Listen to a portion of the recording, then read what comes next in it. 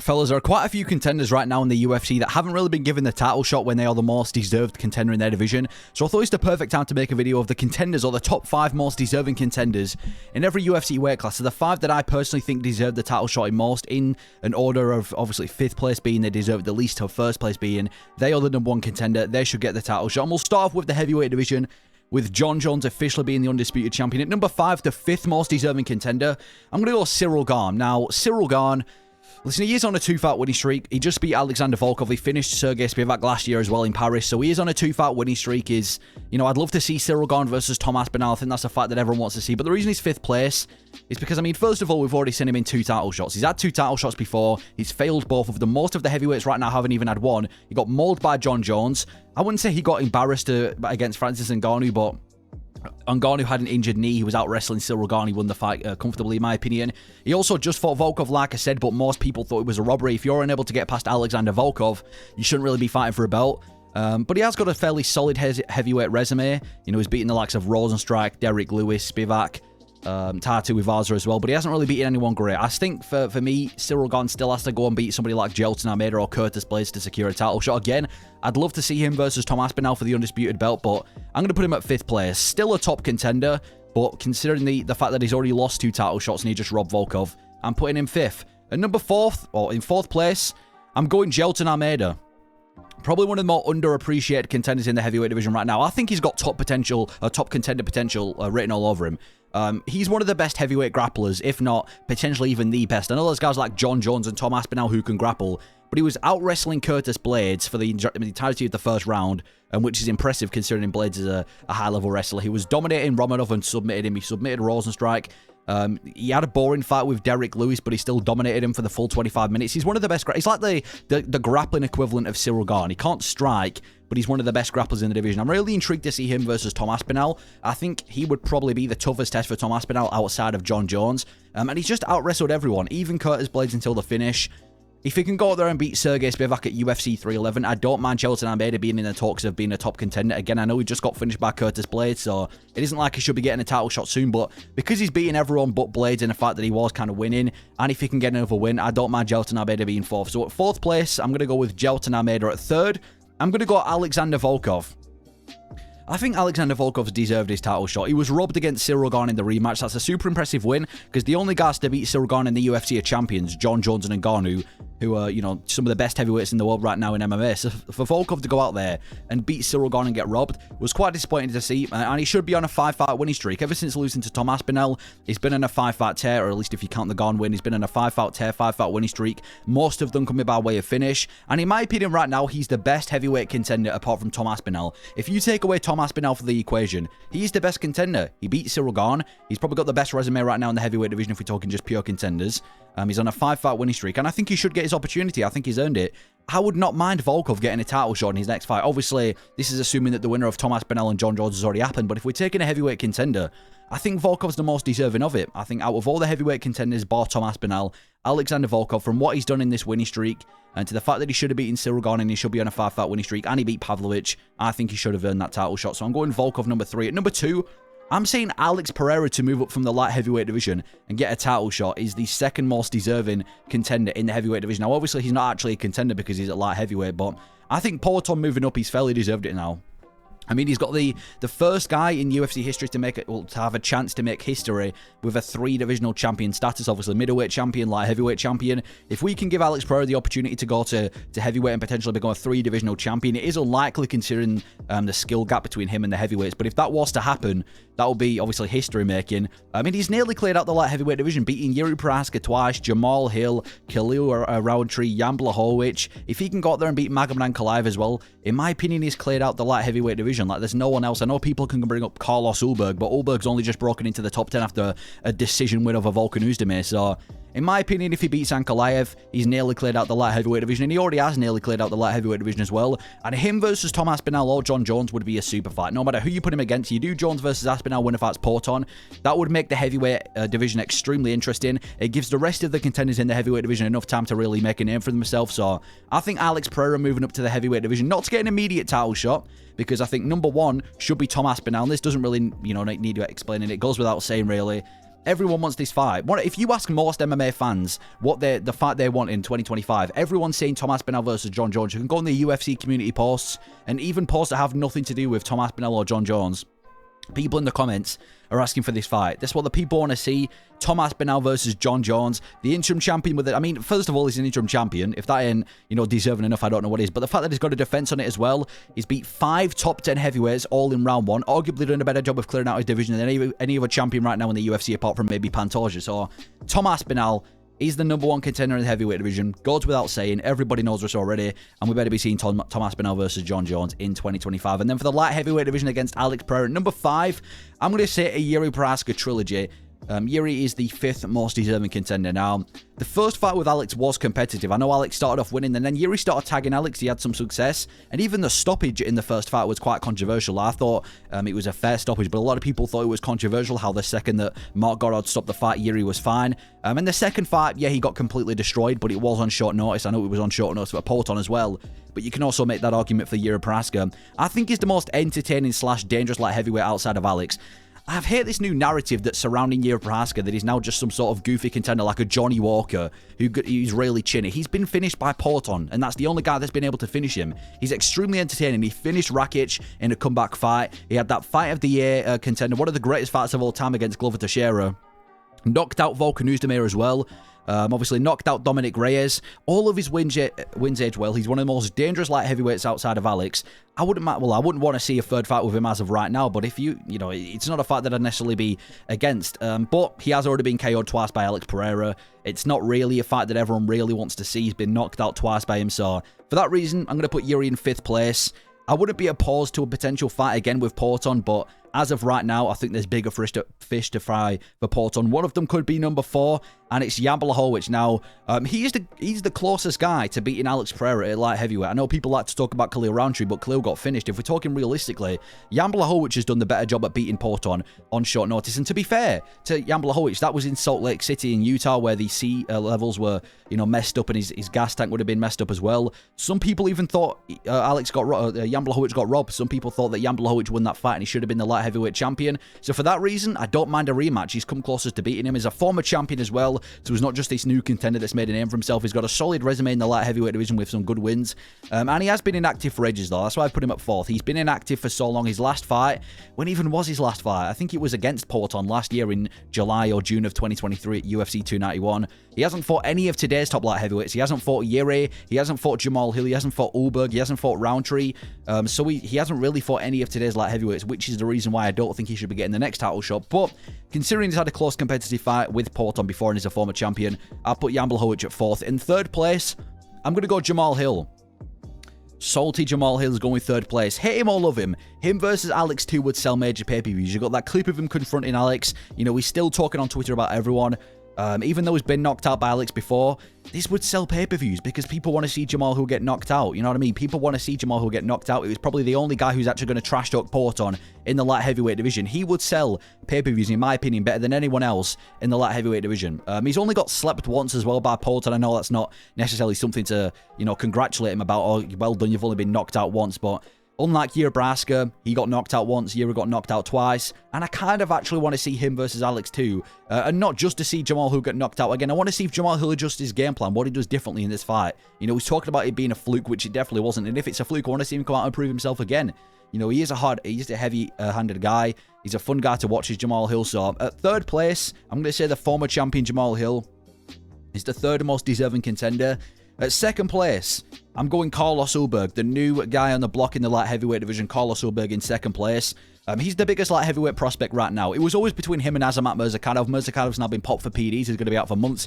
Carlos Ulberg is the guy that everyone's talking about. He's riding a huge winning streak. He's only lost once in the UFC to Kennedy Nzechukwu, and that was ages ago. He's riding a huge winning streak. Most of them coming by way of finish as well. As a very dangerous guy. Decent submission ability, powerful striker, and I think it would be fun to see a new contender get a crack. We keep seeing the same guys like former champions like Jan Blachowicz, Yuri Prochazka, Jamal Hill get a title shot, Ankalaev, and the only guy that didn't really deserve a title shot was Khalil Roundtree, and it was an absolute banger. So I'd love to see Ulberg get his crack, a new contender. against Alex Pereira. I think it would be fun to see. So for that reason, I think Carlos Ulberg is the second most deserving contender. Just beat Volkan Oezdemir as well as finishing Alonzo Menifield, so it's not like he hasn't beaten anybody ranked recently. So I'm going to go Carlos Ulberg number 2, but number 1 has to be Magomed Ankalaev. Yeah, it's got to be Ankalaev number 1. He is the toughest fight for Alex in the division because not only is he you know, a decent striker, I'm not saying he's a better striker, but he's also got the grappling in his back pocket. Again, not a heavy grappler. He's not like he's the Chimaev of the light heavyweight division, but he has got the grappling to mix it up. And he's the number 1 contender. He has beaten everyone put in front of him. You put Rakic in front of him, he beats Rakic. I think he should have beaten Jan Blachowicz. He's got knockout wins over Johnny Walker. He's beaten Anthony Smith before. He's beaten Nikita Krylov. I think he's beaten Volkan Oezdemir as well, so he's beat everyone put in front of him. He's the final boss for Alex Pereira. It's kind of like the last guy. I know Porton keeps talking about going up to heavyweight. Well, the last test is Ankalaev. This fight just needs to happen. He's the only grappling threat to Porton as well in this division. If you take away Ankalaev, there is no grappling threat. I'd like to see how Porton responds to a grappler, how he responds to someone that's going to take him down, rather than just seeing him against another striker that's inferior to on the feet. So Ankalaev's got to go number 1. He's definitely earned it. I mean, he earned it even before the Rakic fight. The Rakic fight was just a cherry on top, so Ankalaev number 1. Then for the middleweight division for Dricus du Plessis at number 5, I'm going Anthony Hernandez, one of my favorite middleweight prospects right now. He's on a big winning streak. Well, I say a big winning streak. I think it's like a 6 or 7 fight winning streak, which I guess is quite big in the UFC. So he's riding the winning streak. It's not like he's just won one after losing. I would say this guy is like the American Khabib or the modern day Cain Velasquez. That's the perfect fighter comparison. He just mauls people. He takes people down. Nobody can stop it. He'll just wear you out, get you gassed out, and continue to maul you round after round until he inevitably gets a finish. He did it to Roman Kopylov. He did it to Michel Pereira. He's just a great mauling grappler. And I think it would be a fun fight to see him versus Dricus du Plessis. I mean, who else is there? I mean, there's a lot of people, but if we look outside the top 5, nobody wants to see Jared Cannonier on a 2-fight losing streak. Vettori's been out for over a year. Costa doesn't even deserve to be in the title talks anymore, so I'm going Anthony Hernandez at number 5. Now, his best win is Michel Pereira, who's number 15th ranked, so it's not like he's beaten a top contender yet, or any contender to be fair, but I'm going to go Hernandez 5th, because he is, prospect riding the winning streak. At number 4, I'm going to go Caio Borralho. He's on a huge winning streak as well. He's on a huge winning streak, bigger one than Anthony Hernandez. He's ranked number 6 in the division. And he's got some better wins than Anthony Hernandez. He nearly finished Jared Cannonier as well, when Cannonier was still a fairly, top contender. He's also got a knockout win over Paul Craig when Paul Craig was ranked. He could be the first Fighting Nerds champion. Fighting Nerds are the hottest gym in the UFC. I don't mind Caio Borralho getting a title shot. I mean, you've got the likes of Whittaker in the top 5, but he's coming off a loss. Izzy's coming off a loss. Imavov is probably not even going to get past Izzy. I know there's Chimaev as well, but if it's not Chimaev, then I think Caio Borralho could still be a top contender in the middleweight division. So, and number 4, I'm going to go Caio Borralho from the Fighting Nerds, and I think he'd be a good matchup for Dricus du Plessis on the feet anyway. Number 3, I'm going to go with Nasidim Imavov. He's beat everyone put in front of him apart from Sean Strickland. I think he's won, if you take away the no contest, he's won, I think, he's won like 6 out of his last 7 fights, with his only loss being to Sean Strickland by decision, and Strickland's a former champion, and that was quite a while ago as well, was that loss to Strickland. That was early 2023. He finished Jared Cannonier. I know it was quite controversial, but he still got the finish. He stopped the hype of Brendan Allen when Allen was riding a huge winning streak. He stopped the hype from Brendan Allen in Paris. He's top 4 ranked in the middleweight division. He's on a big winning streak. I think Nasidim Imavov has earned his title shot. Obviously, he's got the fight with Adesanya. I don't think he's going to get past Izzy, but if he can get past Izzy, I would say he's definitely the number 1 contender. But even now, I'd still say he's top 3 contenders in the division. Not really anyone knows him. He's not this brash personality. He's not got this super highly anticipated fighting style. I mean, he did lose the first round to Brendan Allen. But at number 3, I'm going to go Nasidim Imavov as the 3rd contender. At number 2, I'm going Sean Strickland. Now, obviously, Strickland is going to be getting the next title shot in the middleweight division, but I would put him at number 2 personally. He's a former champion. Unlike everyone else in this list, he's actually won a belt. He's a former champion by beating the brakes off of Israel Adesanya, and he arguably beat Dricus du Plessis. I don't think people would be pushing for this rematch with Dricus as much if he hadn't had such a close first fight with him. It isn't like Dricus went out there and finished him. It was a very, very close fight that a lot of people thought Strickland won. So for that reason, I don't mind Strickland getting another crack. He is coming off a win as well. It's not like his last fight was the loss to Dricus. He beat Paulo Costa in a fairly uneventful fight, but still got the win at UFC 302. And he's got a great resume at middleweight. He's beaten quite a lot of the guys in the rankings of the middleweight division. He's cleared out a lot of these contenders. So I think Sean Strickland being number 2 is not a bad shout. If Chimaev doesn't exist, Sean Strickland should be fighting for a belt, and he is. But number 1, in my opinion, should have been Khamzat Chimaev. I think the only reason they didn't do Chimaev was because it was in, it's at UFC 312 in Ramadan, so maybe Chimaev can't fight at that time. But he is the number 1 contender in the middleweight division.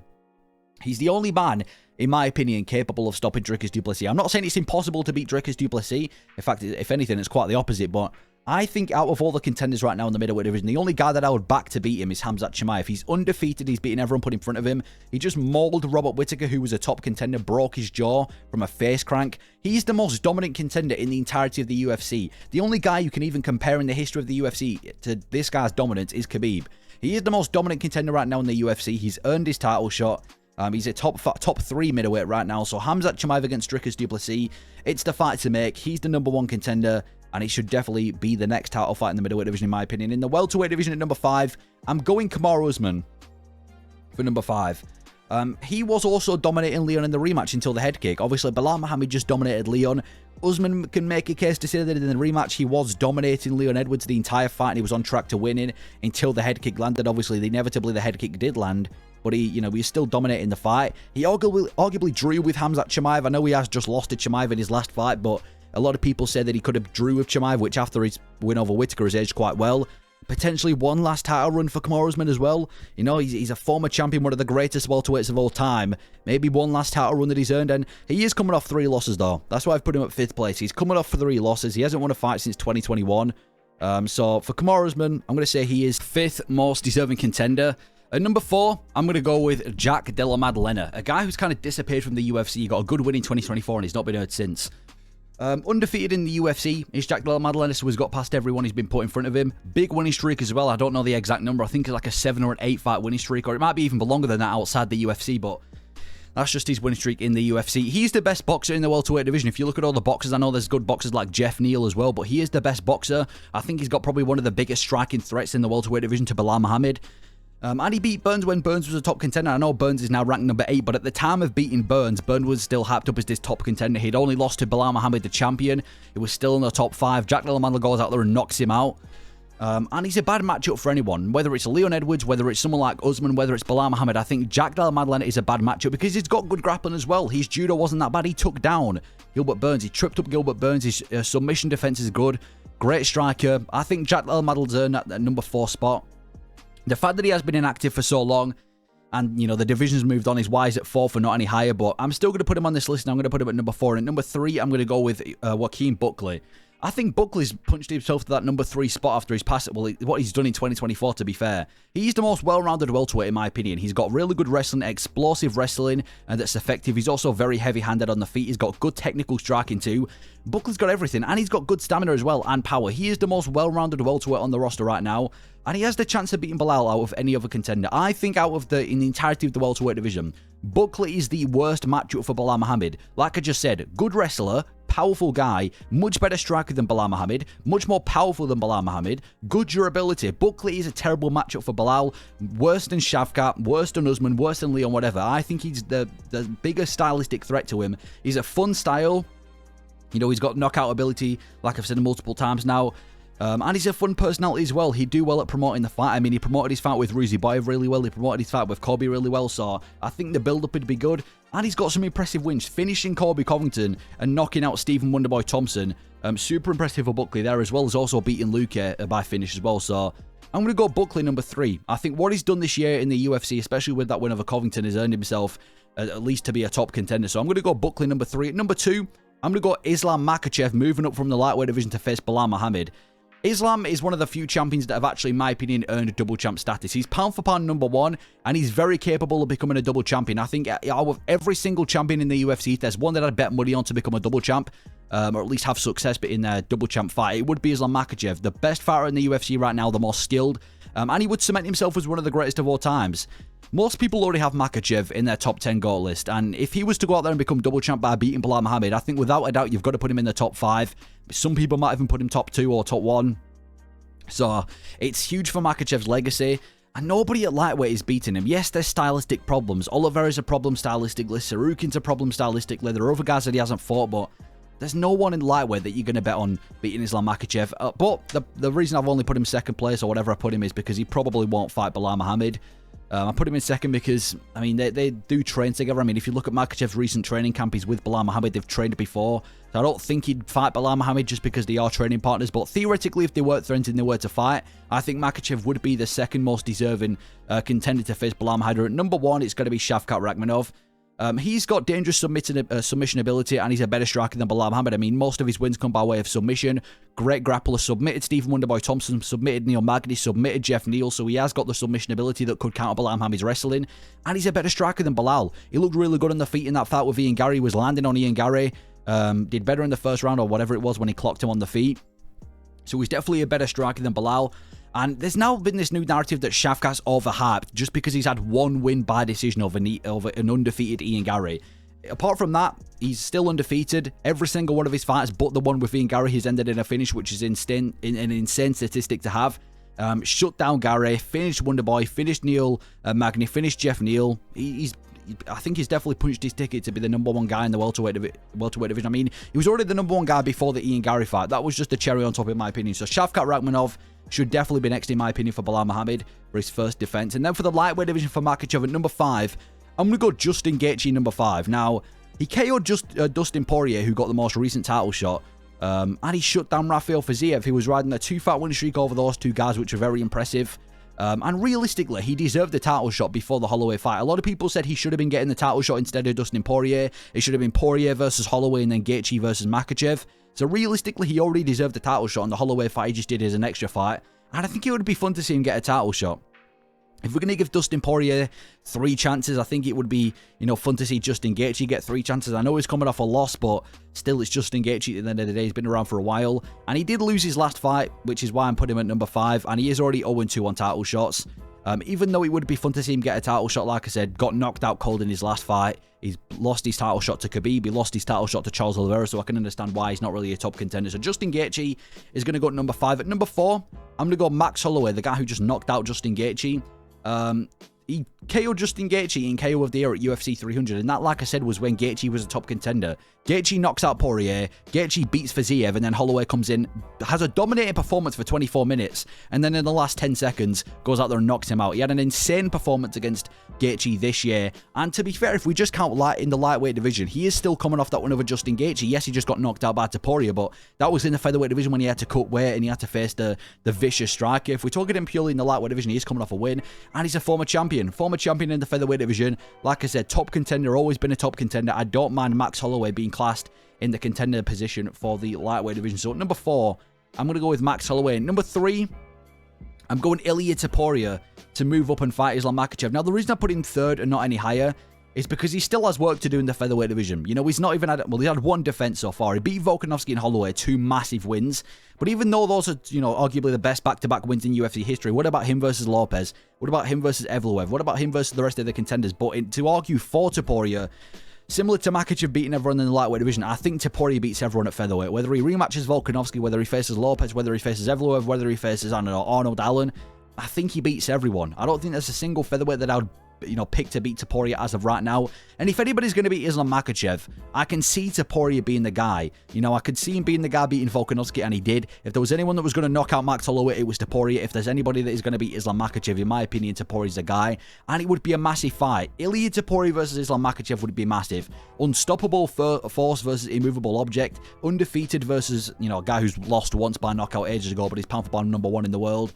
Pound for pound number 1 versus pound for pound number 4, whatever you want to say, Topuria versus Makhachev would be a super fight between 2 guys that look like they're completely unstoppable. So I'm going to go with Ilia Topuria at number 3. Still got work to do in the featherweight division, but him versus Makhachev down the line would be huge. At number 2, I'm going to go with Charles Oliveira being the second guy to win the title shot in the lightweight division. He's only lost to Islam, the champion. He was going to get a rematch anyway after he beat Beneil Dariush, and his other losses are a really close fight with Arman Tsarukyan. I did think Tsarukyan won that fight, but there were multiple times throughout that fight when Charles Oliveira nearly finished Arman Tsarukyan. A lot of people thought that he should have won the decision over Arman Tsarukyan. So if you factor that in, he's still a top contender, or one of the top contenders in the lightweight division. He's coming off a dominant win over Michael Chandler as well, where he displayed wrestling. We've never really seen Oliveira wrestle before, and that's what's kind of intriguing me about this rematch with Islam, because before I was always like, yeah, Islam's going to destroy him, and I still, think Islam's going to win, but now that we've seen Oliveira wrestle against Michael Chandler and completely out-wrestle Chandler as well with this new game that he's got, I think it's going to be a tougher fight for Makhachev next time around, and he's cleared out every other top contender. Like I said, Chandler twice, Beneil Dariush, Justin Gaethje, Dustin Poirier, anyone you want to say. Oliveira's cleared them out. He's cleared out the lightweight division, apart from obviously Sarukian. So I think Oliveira is definitely still a top contender, and he's a former defending champion. So Charles Oliveira is going to go at number 2, but number 1 has to be the guy who is getting the next title shot, thankfully, Arman Sarukian. He's the only other guy to beat Charles Oliveira. We just talked about Oliveira clearing out the division. Well, Arman Sarukian beat the number 1 guy. Now he's thankfully fighting for a belt. He mauled Yoel Alvarez. Yoel Alvarez is now this big prospect in the lightweight division. A lot of people forget that Sarukian completely mauled him, out-wrestled him, beat him up with ground and pound. He also knocked out Beneil Dariush when the only other guy to beat Dariush at the time was Oliveira. He had a competitive fight with Islam in his debut as well. He's faced Islam before, and he had a really competitive fight with him, and that was when he was only like 20 years old in his UFC debut. So the fact that he had that in his debut, I want to see how he looks now down the line when he's had a, much more experienced career and he's much more prepared. And I think he's probably the worst matchup stylistically in the lightweight division for Islam Makhachev. A guy that's got really, really good wrestling. Some people even make the argument, and when I say some people, I mean only a few, but some people even make the argument when it comes to just pure wrestling, Arman Sarukian could even be better than Makhachev. On the feet, very good striker, very athletic. So I think Sarukian, bad matchup. He's the only other guy to beat Oliveira. It's no surprise he is the number 1 guy in the lightweight division, in my opinion, and he should be facing Makhachev next, which he is. And then for the featherweight division at number 5, I've gone with Yair Rodriguez. He's already lost to 3. I mean, I'll talk about the reasons for Yair Rodriguez first. He could make it a fun fight on the feet with Ilya. Topuria versus Rodriguez on the feet would be a really fun fight because Rodriguez is seen as one of the best kickboxers in the featherweight division. Very, very just crafty kickboxer. Topuria is one of the best pure boxers. He's also beaten Josh Emmett and finished Josh Emmett as well. So obviously Topuria got his title shot from finishing Josh Emmett. Well, Yair Rodriguez has also beat Josh Emmett, got his title shot from that. But the argument against him is he's already lost to 3 top contenders. He got submitted by Brian Ortega, finished by Volkanovski, lost to Max Holloway. So for that reason, he's got to go to number 5. And the only reason I've even included him on this list is because there's genuinely nobody else. Like, he's the only guy I can really think of that could be a top 5 contender. So I'm going Rodriguez 5. At number 4, I've got Arnold Allen to be at number 4. He's coming off a win over Giga Chikadze, so it's not like he's coming off a loss like Yair. He is coming off a pretty good win over Giga Chikadze. And if you look at his only losses recently in the UFC, he's only lost a controversial fight with Movsar Evloev, who is now a top contender. And a lot of people thought Allen won that fight. And a solid fight with Max Holloway, where he performed really well. He definitely didn't win that fight. It definitely wasn't necessarily a close fight, but he performed well against Max Holloway, one of the best in the world. And I think he would make it a dogfight for Topuria. I'd still favour Topuria to win this fight by finish, but a guy like Arnold Allen, who just comes to scrap, great style, powerful guy on the feet, good kickboxer, I think he would make it a complete dogfight. He's got a bunch of heart as well as Arnold Allen, so I'm going to go Arnold Allen at number 4. Still not a top contender in my opinion, but you've got to mention him in that conversation. At number 3, I'm going to go Movsar Evloev, who recently won at UFC 310.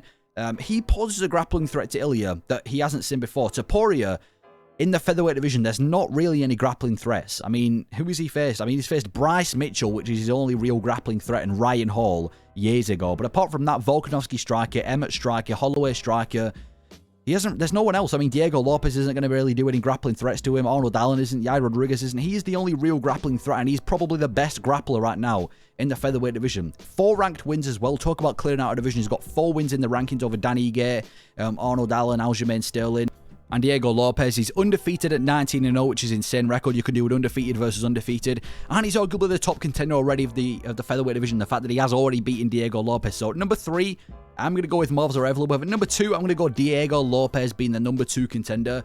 3 ranked wins, so still, got some decent ranked wins. And one of them is a number 3 guy in Brian Ortega. When he did beat Brian Ortega, Ortega was number 3. He was coming off a win. So he did beat one of the top contenders at the time, which was impressive at UFC 306. And he's been a top contender for a while. Ever since he beat Brian Ortega, he's always kind of been viewed as the number 1 contender. So I think it's kind of unfair that now that Evloev's beat Sterling, who was number 8, he's now jumped above Diego Lopez. And again, he poses a threat to Ilia Topuria. He would make it a dogfight with him. He's a very good scrapper, really good jiu-jitsu ability, powerful on the feet. He does pose a threat to Topuria, so I'm going to go Diego Lopez number 2, but at number 1 has to be Volkanovski. Now, I have said before I would rather see the fight with Lopez against Topuria than the Volkanovski fight, just because I think it makes more sense to do somebody like Volkanovski versus Evloev, a danger-free matchup, and then do Lopez get a title shot so Volkanovski's got enough time to warm up. But he is the most deserving contender.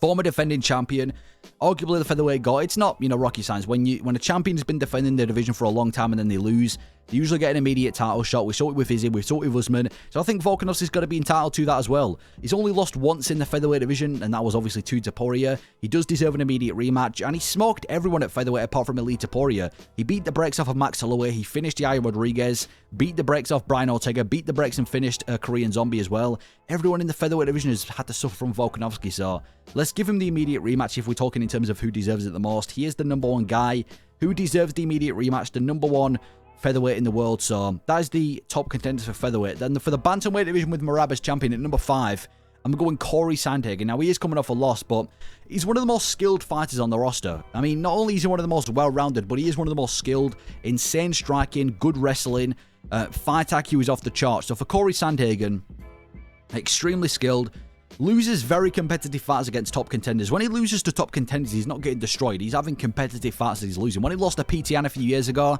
it was a super competitive fight. When he recently lost to Umar Nurmagomedov, who's going to be fighting for a belt, super competitive fight. So when he is losing these fights, he's not losing dominantly. And he should have beaten TJ Dillashaw a few years ago as well. That was a robbery. I think he would make it competitive against Merab, a guy that has faced grapplers multiple times before, and I think he would learn from the Nurmagomedov loss. A guy that can strike much better than Merab, a guy that's known for good takedown defense and known for good wrestling. At least that's what he showed against Marlon Vera and Rob Font. So I'll go Corey Sandhagen at number 5. He can't really be anything above 5th, considering he has just lost a fight to Nurmagomedov, but he's still a top contender. At number 4, I'm going to go with Sean O'Malley getting an immediate rematch against Merab. He's funnier than Merab. If we're talking in terms of entertainment, he is funnier than Merab, so I can see why the UFC might push Sean O'Malley, the poster boy, the guy that sells the pay-per-views, more than a guy like Merab, who is quite frankly a decision machine who doesn't really sell pay-per-views. Former champion as well, so he's not like he's just this contender with an undeserved title shot. He is a former champion, and he did put up a decent fight against Merab. He didn't get completely dominated like PTN did. He put up a decent fight. Obviously still lost a fight, but he, at least he put up a fight. And he's got some impressive wins. Knocked out Aljamain Sterling when Sterling was the defending champion. Beat the brakes off Marlon Vera. Won a very close fight with PTN as well when Yan was the #1 guy. So he's had some good wins as Sean O'Malley. I'm not completely against the idea of O'Malley getting an immediate title shot if there was no contenders, but unfortunately, there are some top contenders. So at number 3, I'm going to go with Peter Yan himself getting another fight with Merab. Now, he's riding a 2-fight winning streak. Unlike the other 2 guys, he's not coming off a loss. He just beat Song Yadong and Davison Figueiredo, and those are top contenders as well. I mean, Davison Figueiredo was in the top 5 on a 3-fight winning streak. Song Yadong I think he was coming off a win. He might have been coming off a win. I forgot. I don't think he was, but he beat Song Yadong as well. Former champion as well, former bantamweight champion. Arguably beat Aljamain Sterling and Sean O'Malley. He's been done dirty in a lot of his fights as PTN. When he fought Sean O'Malley, very controversial fight. A lot of people thought Yan should have won. In the rematch with Sterling, very controversial fight. A lot of people thought he was won. And he was winning the first fight with Sterling up until the illegal knee. So he's pretty much cleared out the bantamweight division apart from Merab. But he has been dominated by Merab before. That fight with Merab might have been one of the most dominating performances in bantamweight history. And he got completely dominated from start to finish. From the first bell to the last, Merab completely beat the brakes off PTN, which is why I haven't really got the urgency to see an immediate rematch. If Nurmagomedov wins, Yan versus Nurmagomedov could be a massive fight. But if it is Merab again, PTN versus Merab, I mean, he's earned his title shot, which is why he's number 3. But would it be a hugely anticipated fight? I'm not sure. But anyway, number 2, I'm going Pantoja to move up from the flyweight division and get a title shot in the bantamweight division. He deserves double champ opportunity more than anyone else. There isn't a single champion in the UFC right now that has deserved double champ status more than Pantoja. He is having to lap his division. He's completely cleared out the flyweight division. He's having to lap the division again. He beat Brandon Moreno 3 times. He beat Brandon Royval. He beat Kai Kara France. He beat Manel Cap. He beat, obviously, Kaya Sakura coming over as well. There's just, everyone has been beaten by Pantoja. You've got to really look in the flyweight division to look at guys who are in the top 10 that haven't lost to Pantoja. He's completely cleared it out. It's just a bit boring now. I want to see him get tested in the bantamweight division.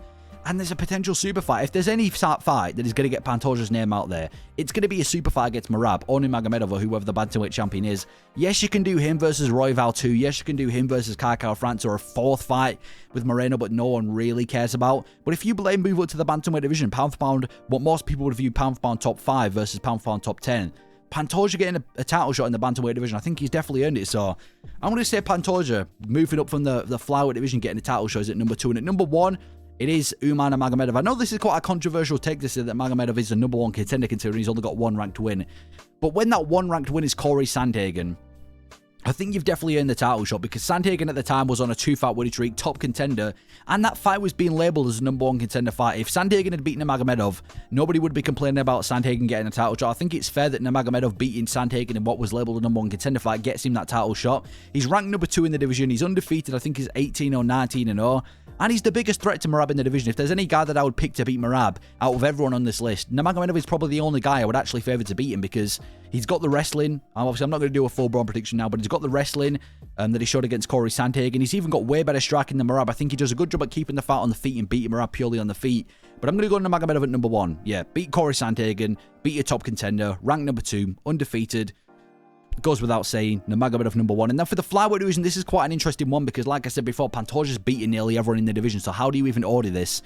But at #5, I've gone with Brandon Moreno, the former champion at #5. Some people think he should be getting the next title shot, but I'm going to put him all the way at 5th. Yes, he did just school Amir Albazi. That was a great performance from Brandon Moreno. Schooled Amir Albazi, and he's a former champion, a former multiple-time champion as well in the flyweight division. He has had a competitive fight with Pantoja before. The trilogy of Pantoja was super close and competitive, in which he just fell short and lost.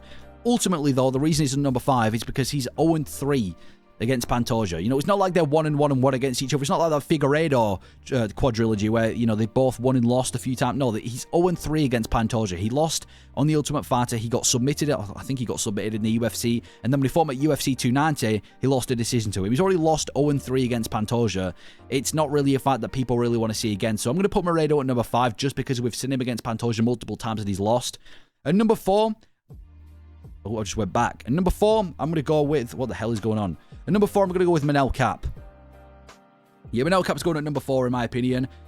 He just had a performance of a lifetime against Bruno Silva. You know, sometimes you have those performances in the UFC, or you see people have those performances where it's like, they're in the Matrix. We saw it when Anderson Silva fought Forrest Griffin. We saw it when Cody Garbrandt fought Dominic Cruz. Manel Kape just had that performance against Bruno Silva. Completely battered him, was showboating, made it look completely easy. And he looked amazing in that fight with Bruno Silva. And he did lose to Pantoja on his UFC debut, to be fair, but he is the only real fresh contender. That debut was ages ago. That was on his UFC debut. He's the only real fresh contender. We don't really want to see Royval or Moreno again, so I think Manel Kape's one of the top contenders. And he's actually a problem stylistically for Pantoja, a guy with pretty decent takedown defense, who is much faster on the feet, who is much more powerful on the feet than Pantoja. I could see Manel Kape getting the job done, so I'm going to go Manel Kape at #4. And on top of that, he promotes fights well. He's a guy who's a bit of a character in the flyweight division, so he would promote the fight. So I'm going Manel Kape at #4. At #3, I'm going to go with Muhammad Mokaev coming back to the UFC and getting a title shot. He's undefeated. I think he's like 13 or 12-0. And he was a top 5 contender before getting cut from the UFC. We talk about guys now in the flyweight division not really making a name for themselves. Well, with all due respect, Muhammad Mokaev had done that. He was undefeated. He was a top 5 contender. And he beat Manel Kape, Tim Elliott, Alex Perez, and Charles Johnson. All of these wins today as well. You know, he beats Manel Kape. Fair enough, it was an uneventful fight, but he still beat him. And then when Manel Kape beats the brakes off of Bruno Silva, he beats and submits Tim Elliott. Tim Elliott comes back with a win. He beats Alex Perez. Perez then goes on and knocks out Mateusz Nicolau. He beats Charles Johnson. Charles Johnson's now ranked with 4 wins in 2024. So all of his wins today as well. And he's a fresh contender. We talk about fresh contenders. Muhammad Mokaev is the only fresh contender in the flyweight division that Pantoja hasn't faced. Apart from that, you've got Tatsuro Atara, but he's coming off a loss to Royval. So Mokaev coming over to the UFC, in my opinion, he would be a #3 contender. And I'm still going to count him because there are rumours of him coming back to the UFC in 2025. At #2, I'm going to go Brandon Royval being at #2 for the #2 most deserving contender. He's on a 2-fight winning streak since his loss to Pantoja. He got an upset win of the Brandon Moreno on short notice, which is really impressive. You know, the former champion that most people thought was going to beat Royval, he beats him on short notice. And then he shuts down the prospect of Tatsuro Atara, taking away the undefeated O. And gets his 2nd win of the year. And he's looked good recently. He looked really good in his last fight with Tatsuro Atara. Looked like a really good anti-grappler. On the feet, he was doing very well as well. And he's ranked #1 in the division. So if we're talking in terms of rankings, he's the #1 guy. So for that reason, I'm going to go Royval being #2. He has lost, like I said, to Pantoja twice before. So, you know, I don't really have mega interest in that fight again. But if we're talking in terms of who deserves it the most, I guess Royval could be up there. But #1, I'm going to go Kai Kara-France. He's a really bad matchup for Pantoja. He's one of the best anti-grapplers in the flyweight division. He showed against Amir Albazi. I know he lost that fight, but he should have won. I'm going to put Kai Kara-France at #1. Really bad matchup for him. Powerful on the feet. Just KO'd Steve Erceg. who arguably beat Pantoja. Obviously, we saw Usyk versus Pantoja. Most people thought, well, not most people, but some people thought Usyk beat Pantoja and he knocked out Usyk like it was nothing. So we had a much better performance against Usyk than Pantoja did. And he should have beaten Amir Albazi. I know you can make the argument that he's only on a 1-fight win streak against, what's his name, Steve Usyk, but he should have arguably beaten Amir Albazi, another guy who was on the come-up, so he should be on a 2-fight winning streak since the Moreno loss. So I'm going to go with Kai Kara-France being the #1 guy in the flyweight division to have earned a title shot against Pantoja. And I assume since they've just announced Royval versus Manel Cap that he is going to be the #1 guy. But that is, in my opinion, the top 5 most deserving contenders in every UFC weight class. Let me know if you agree, disagree. Thanks for watching.